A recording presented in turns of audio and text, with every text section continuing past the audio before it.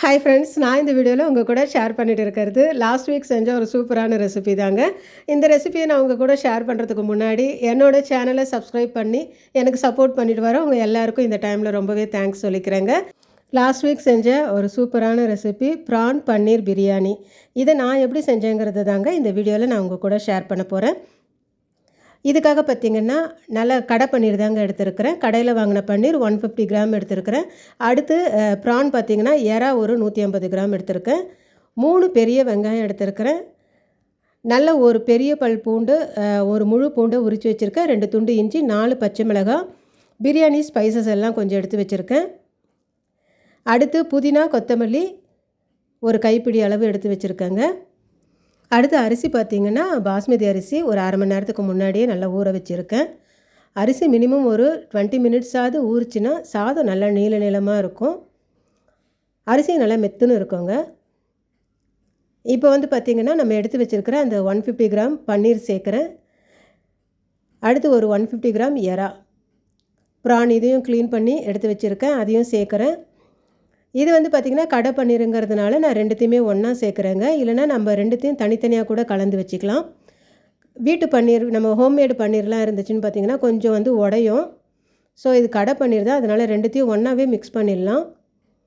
இதில் ஒரு ஸ்பூன் மிளகாய்த்தூள், ஒரு அரை கப் தயிர், இஞ்சி பூண்டு பேஸ்ட் ஒரு ஸ்பூன், கொஞ்சம் புதினா கொத்தமல்லி, ஃப்ரைடு ஆனியன் கொஞ்சம் சேர்க்குறேன். சேர்த்து எல்லாத்தையும் நல்லா கலந்து விட்டுடலாங்க. இது நல்லா ஒரு 15 நிமிஷம் ஊறிக்கிட்டு இருக்கட்டும். அடுத்து ஒரு பாத்திரத்தில் நான் தண்ணி வச்சுருக்கிறேன்.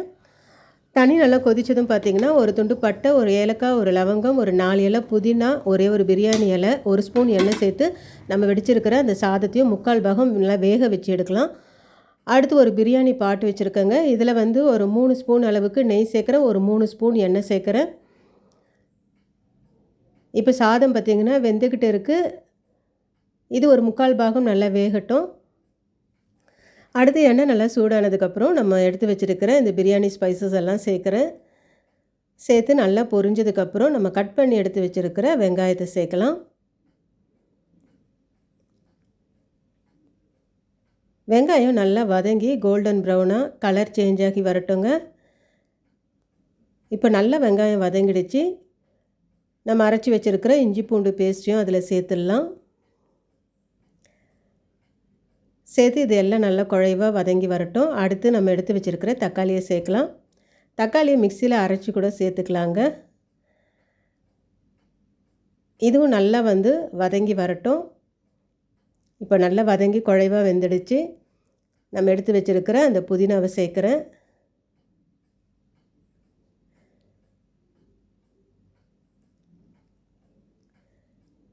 அடுத்து பார்த்திங்கன்னா ஒரு ஸ்பூன் வெறும் மிளகாய் தூள் சேர்க்குறேன்.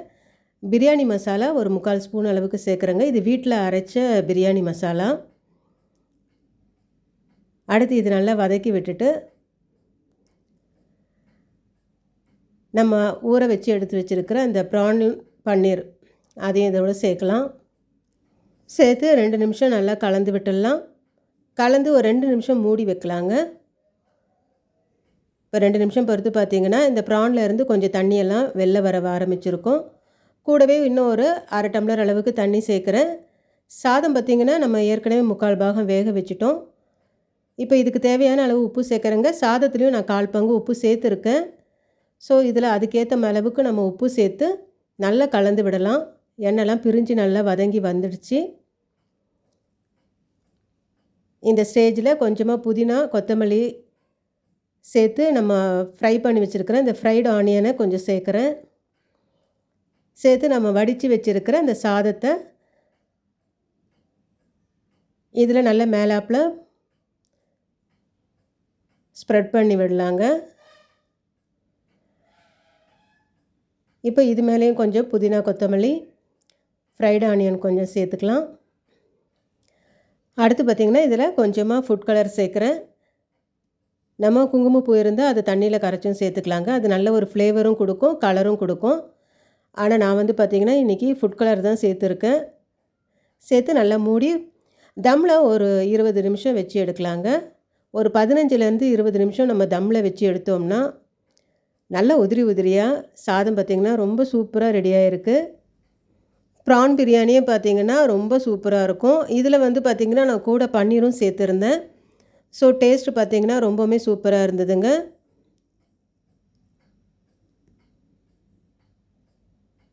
நல்ல உதிரி உதிரியாக நல்ல டேஸ்டியான இந்த பன்னீர் ப்ரான் பிரியாணி நீங்களும் உங்கள் வீட்டில் ட்ரை பண்ணி பாருங்கள் ஃப்ரெண்ட்ஸ்.